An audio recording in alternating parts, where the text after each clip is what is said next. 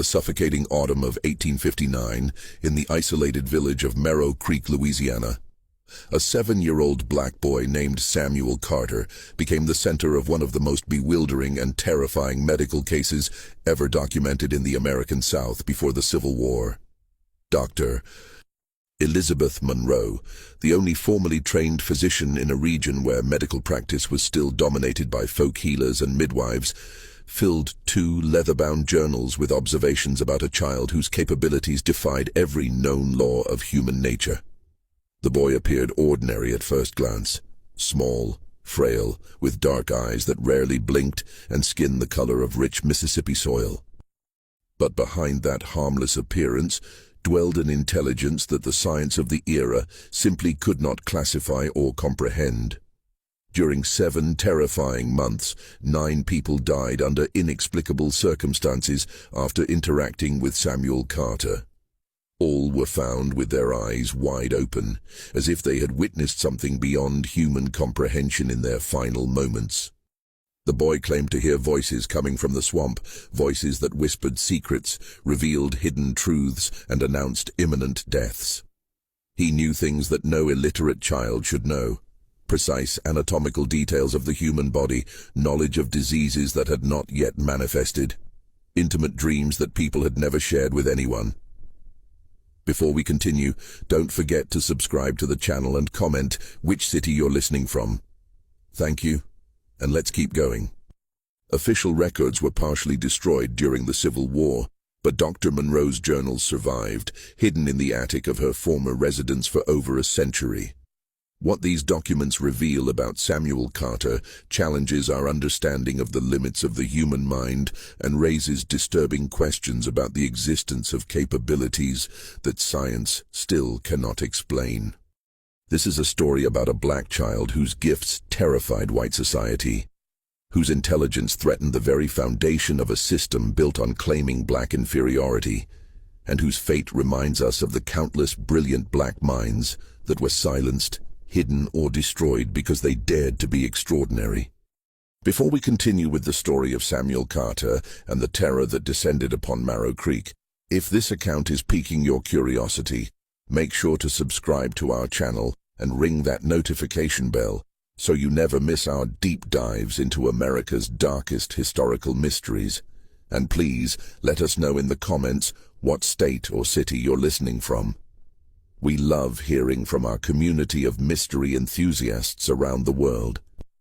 Samuel Carter was born in the spring of 1852 on the Whitmore Plantation, one of the largest cotton operations in Ascension Parish. His mother, Esther Carter, was a house servant who had learned to read despite the laws forbidding literacy among enslaved people. She would trace letters in the dirt behind the kitchen house, teaching young Samuel in whispers and stolen moments. His father, whose name was never recorded in any official document, had been sold away before Samuel's 2nd birthday.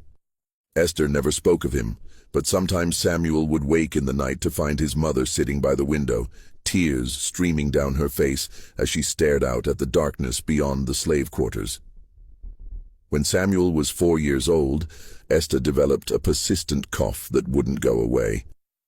The plantation owner, Robert Whitmore, refused to call a doctor for a slave, insisting that she continue her duties despite her deteriorating condition. Samuel would sit beside his mother at night, his small hand clutching hers, and he would tell her things that frightened her. "Mama," he whispered one night, his voice carrying a weight no child's voice should hold. "The sickness is in your chest, like a flower growing. It has roots that spread. The voices in the swamp tell me it will take you before the cotton blooms again." Esther died 3 months later in February of 1856, coughing blood into rags that Samuel tried desperately to keep clean. He was only 4 years old, but he did not cry at her funeral. He stood silent and still as the other enslaved people sang spirituals over her grave in the corner of the plantation where black bodies were laid to rest without markers or monuments. When asked why he didn't weep, Samuel simply said, "She's still here. She talks to me now like the others in the swamp. She says she's finally free." The other enslaved people on the Whitmore plantation began to fear the child. There was something in his eyes, they whispered, something old and knowing that shouldn't exist in someone so young. He would stare at people with an intensity that made them uncomfortable, as if he could see through their skin and into their souls. Old Jeremiah, who had been on the plantation longer than anyone could remember, told the others that Samuel had been born with a caul over his face, a sign that he could see into both worlds, the world of the living and the world of the dead. "That boy got the sight," Jeremiah warned. "He know things that ain't meant to be known by folks still walking this earth." Robert Whitmore noticed Samuel's strangeness as well, but his concern was different. The boy was too smart, too observant, too articulate for a slave child who had never been formally educated. When Samuel was 5, Whitmore caught him drawing in the dirt, not childish scribbles, but detailed anatomical sketches of the human heart, with labels written in careful script. "Where did you learn to write, boy?" Whitmore demanded, his voice sharp with suspicion and anger. Samuel looked up at him with those dark, unblinking eyes and said simply, "The voices teach me. They show me things in my mind that I draw in the dirt. They say the body is just a house, and when the house breaks, the person inside has to leave." This response terrified Whitmore in a way he couldn't articulate. The idea that a black child, especially one born into bondage, could possess knowledge and intelligence that exceeded his own, challenged everything his society told him about racial hierarchy and natural order. Samuel represented something dangerous, proof that the entire system of slavery was built on a lie. If a slave child could be this brilliant, this perceptive, this extraordinary without any formal education, what did that say about the claims of black inferiority that justified the entire institution? In the summer of 1856, when Samuel was 4.5 years old, Robert Whitmore made a decision that would change the boy's life forever. He sold Samuel to a slave trader passing through the parish, getting rid of the child who made him uncomfortable, who challenged his worldview simply by existing. Samuel was taken from the only home he had ever known, separated from the community that had raised him after his mother's death, and transported north along the Mississippi River. He was too valuable to be sent to the brutal labor of the cotton fields. His intelligence was too obvious, his strangeness too marketable. The trader believed he could get a premium price for such an unusual child, perhaps to a wealthy family looking for a curiosity, or to a medical institution interested in studying exceptional cases. But Samuel never made it to auction. During a stop in Marrow Creek, the slave trader, a man named Cyrus Blackwood, suddenly fell ill with violent convulsions. He died within hours, blood pouring from his nose and ears, his body racked with seizures that the local doctor couldn't explain. Samuel was there when it happened, standing calmly in the corner of the boarding house room, watching with those unblinking dark eyes as Blackwood thrashed and screamed. When questioned by the authorities, Samuel said only, "He hurt children. The voices told me what he did. They said his time was finished." Investigation into Blackwood's background revealed a disturbing pattern. Over the past 5 years, numerous enslaved children in his custody had died under suspicious circumstances. Disappearances explained away as runaways, bodies found in rivers and marked as drownings, sudden illnesses that struck only after Blackwood had purchased a child. Samuel had somehow known things about Blackwood that no one had been willing to investigate. Secrets that died with the trader in that boarding house room. With no one to claim ownership of Samuel, and no legal guardian willing to take responsibility for a slave child with no papers, the boy found himself in an unprecedented situation. He was technically free, though that word meant almost nothing for a black child in Louisiana in 1856. The local authorities considered sending him to one of the orphanages that took in abandoned children, but those institutions refused to accept a black child. He was too young to be put to work, too strange to be adopted by any of the local families, and too intelligent to be ignored. It was Dr. Elizabeth Monroe who ultimately took Samuel into her household. Elizabeth was a rarity in the antebellum South, a woman who had studied medicine in Philadelphia and returned to Louisiana to practice despite the social stigma and legal barriers she faced. She had inherited property from her father and used her independence to live according to her own principles, which included a quiet but firm opposition to slavery. When she heard about the strange black child who had been present when Cyrus Blackwood died, her medical curiosity was piqued. When she met Samuel and looked into those dark, knowing eyes, she felt something she had never experienced before. A mixture of fascination, fear, and an overwhelming sense that this child needed protection from a world that would destroy him if given the chance. "What is your name?" Dr. Monroe asked when Samuel was brought to her home by the local sheriff, who was relieved to have someone willing to take responsibility for the boy. Samuel looked at her with that intense, unblinking gaze and said, "Samuel Carter. My mama named me Samuel because it means God has heard. She said I was born to hear things that others couldn't hear, to know things that others didn't know." The voices started talking to me before I could talk back to them. Dr. Monroe was not a superstitious woman.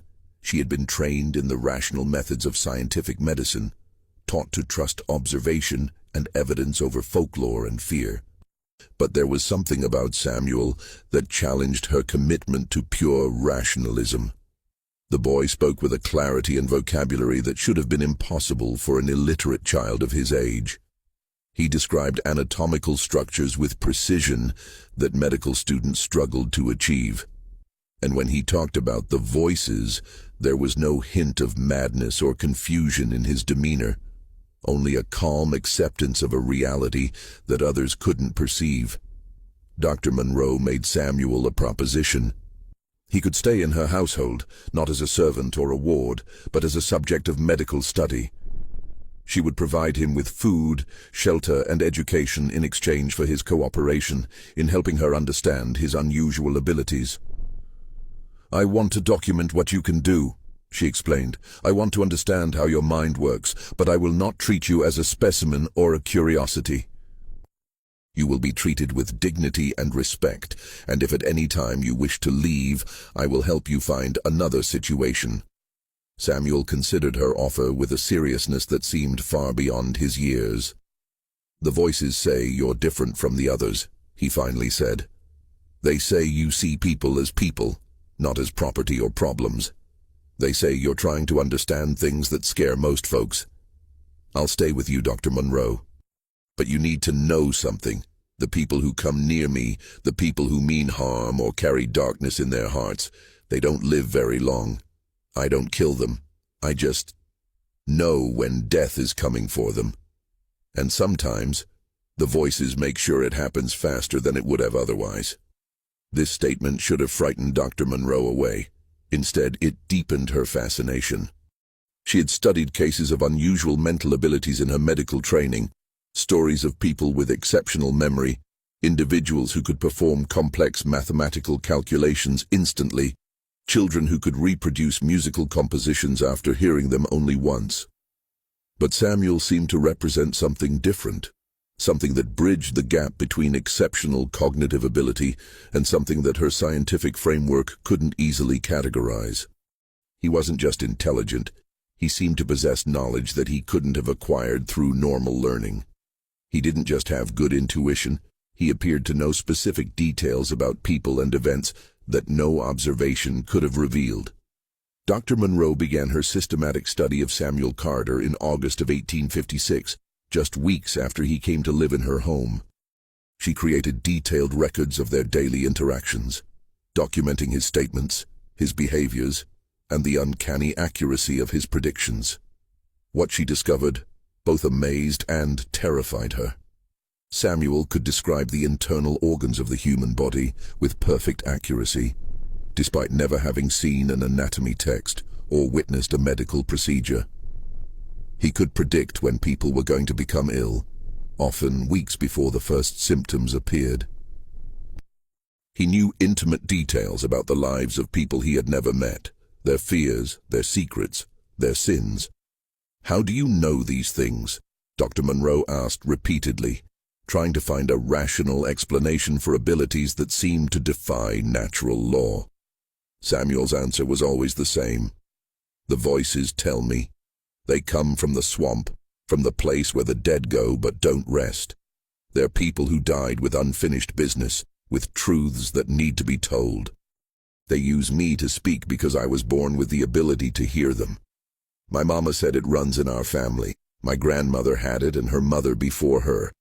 It's a gift and a curse, Dr. Monroe. I know things I don't want to know. I see things I wish I couldn't see." The first death that occurred after Samuel came to live with Dr. Monroe happened in September of 1856. Marcus Thornton, a wealthy plantation owner from a neighboring parish, came to Marrow Creek for business and stopped by Dr. Monroe's home to consult about persistent stomach pains. Samuel was in the house when Thornton arrived, and the boy's reaction was immediate and visceral. He backed away from the man, his dark eyes wide with something that looked like recognition and horror combined. "You shouldn't be here," Samuel said, his voice carrying an authority that seemed impossible coming from such a small child. "The voices are screaming about you. They say you killed 3 children, 2 boys and a girl. They say you buried them where no one would look, in the old cemetery behind your plantation house, where the slave graves are unmarked. They say the children cry in the night, and their mothers still search for them." Marcus Thornton's face went white, then red with rage. "How dare this slave child speak to me this way?" he shouted at Dr. Monroe. "Control your property, or I'll have him whipped for insolence." But there was something in Thornton's reaction that went beyond mere offense and a breach of social protocol. There was genuine fear in his eyes, the look of a man whose darkest secrets had been exposed to the light. Dr. Monroe, despite her discomfort with the situation, defended Samuel. "He is not my property, Mr. Thornton. He is under my protection, and I would appreciate it if you would leave my home immediately." Thornton stormed out, his stomach pains apparently forgotten in his rage and fear. 3 days later he was found dead in his carriage on the road back to his plantation. The official cause of death was listed as heart failure, but Dr. Monroe, who was called to examine the body, noted several disturbing details. Thornton's eyes were wide open, frozen in an expression of absolute terror. His mouth was open as if he had been screaming, and there were marks on his neck that looked almost like finger impressions, though no one had been with him in the carriage. When Dr. Monroe returned home and told Samuel what had happened, the boy showed no surprise. "The voices said he wouldn't make it home," Samuel explained calmly. "They said the children he killed were waiting for him on the road. They said it was time for him to answer for what he did." Dr. Monroe felt a chill run down her spine. "Samuel," she said carefully, "are you telling me that you somehow caused Mr. Thornton's death?" The boy shook his head. "I didn't cause anything, Dr. Monroe. I just knew it was going to happen. The voices don't lie about these things. When they say someone's time is finished, when they say someone has debts to pay in blood and suffering, it always comes true. I'm just the messenger." Investigation into Thornton's plantation revealed exactly what Samuel had described.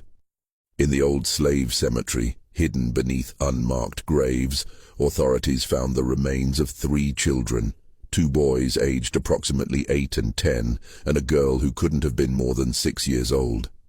All showed signs of violence that had nothing to do with the harsh realities of slavery and everything to do with the sadistic cruelty of a man who believed his wealth and power made him untouchable. The enslaved community on Thornton's plantation, when finally given the opportunity to speak without fear of reprisal, shared stories of children who had disappeared over the years, of Thornton's private quarters, where screams were sometimes heard in the night, of a monster who wore the mask of a respected gentleman. Samuel had known all of this without ever setting foot on Thornton's property. He had known it the moment he saw the man, as if the voices from the swamp had whispered every terrible detail into his mind. This was not coincidence or lucky guessing. This was something that Dr. Monroe's medical training had not prepared her to understand or explain. The second death came in October, just weeks after Thornton's mysterious demise. Reverend Silas Jameson, the pastor of Marrow Creek's largest church, was a man who preached about Christian charity and divine grace every Sunday, while quietly profiting from the slave trade during the week. He served as an agent for several plantations, helping to arrange sales and transfers of enslaved people, while taking a commission on each transaction. To his white congregation, he was a pillar of the community. To the black population of Marrow Creek, he was something else entirely, a man who used scripture to justify cruelty and used his position of trust to enable the separation of families and the perpetuation of suffering. Samuel encountered Reverend Jameson at the general store in town, where Dr. Monroe had taken him to purchase supplies. The Reverend approached them with his characteristic smile, the one that never quite reached his eyes. "Dr. Monroe," he said warmly, "I see you've taken in young Samuel. What a charitable act, though I must caution you about the dangers of educating these people beyond their station. God has ordained their place in society, and to disturb that natural order is to invite chaos and disorder." Samuel looked up at the Reverend with those dark, penetrating eyes and said, "You don't believe in God. The voices say you stopped believing years ago after you sold a woman and her baby to different buyers. The woman killed herself, and the baby died within a month.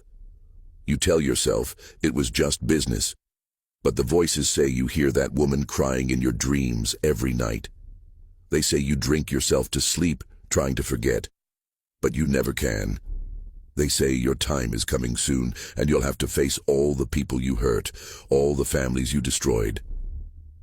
The change in Reverend Jameson's expression was immediate and terrifying. The warm facade dropped away, revealing something cold and vicious underneath. "That boy is possessed by demons," he hissed at Dr. Monroe. "He speaks blasphemy and lies. I will pray for his soul, but I warn you, keeping him in your home is inviting evil into your life." He left the store quickly, his hands shaking, his face pale beneath his carefully maintained beard. 2 weeks later, Reverend Jameson was found dead in his study, slumped over his desk with an empty bottle of laudanum beside him. The official verdict was suicide, a tragedy explained away as a sudden mental breakdown brought on by exhaustion and melancholy.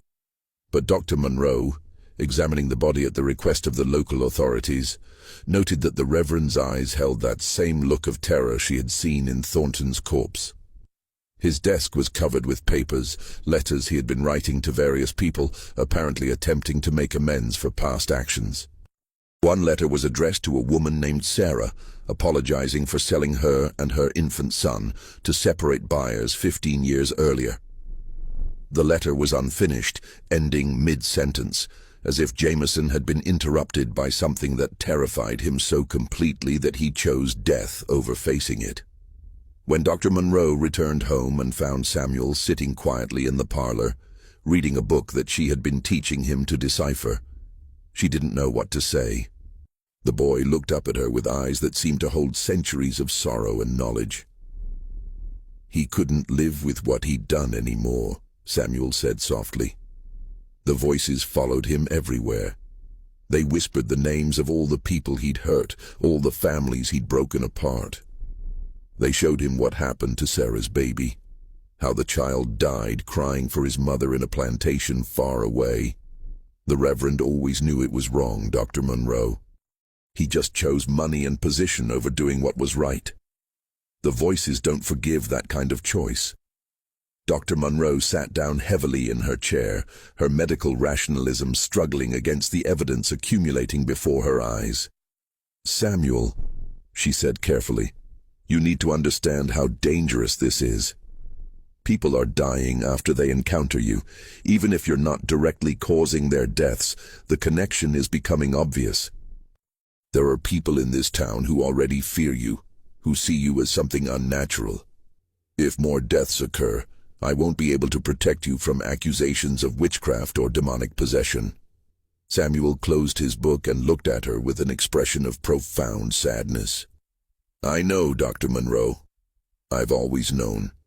That's why my people have always kept gifts like mine hidden. That's why my mama taught me to be quiet, to never let the white folks see what I could really do. But sometimes the voices are so loud that I can't help but speak.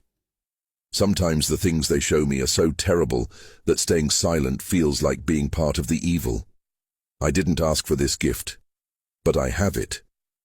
And the voices say there's a reason, that I'm supposed to help bring truth to light, even when the truth is painful and dangerous." The pattern continued over the following months. People who came into contact with Samuel, people who carried guilt or evil in their hearts, began dying under mysterious circumstances. Not everyone, only those whom the voices marked as deserving of judgment.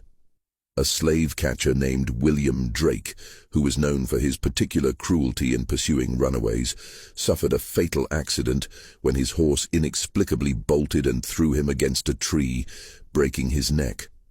Samuel had seen Drake in town 2 days before and had told Dr. Monroe, "That man has killed 12 people trying to escape. He's hunted human beings like they were animals. The voices say he'll die the same way he killed others, sudden and violent." A woman named Catherine Bellamy, who ran a boarding house where enslaved people were temporarily housed before being sold, died in her sleep with her face frozen in a silent scream. Samuel had encountered her at the market and had said quietly, "She poisons the food when people don't cooperate." The voices showed me 3 women who died because they refused to stop crying for their children. She'll die by poison too, not from anyone's hand, but from the fear that eats her alive from the inside. Each death was technically explainable through natural causes or accidents, but the pattern was unmistakable to anyone paying attention. Samuel Carter knew things he shouldn't know. He predicted deaths with uncanny accuracy. And the people who died were invariably those who had committed terrible acts, particularly acts of cruelty toward enslaved people.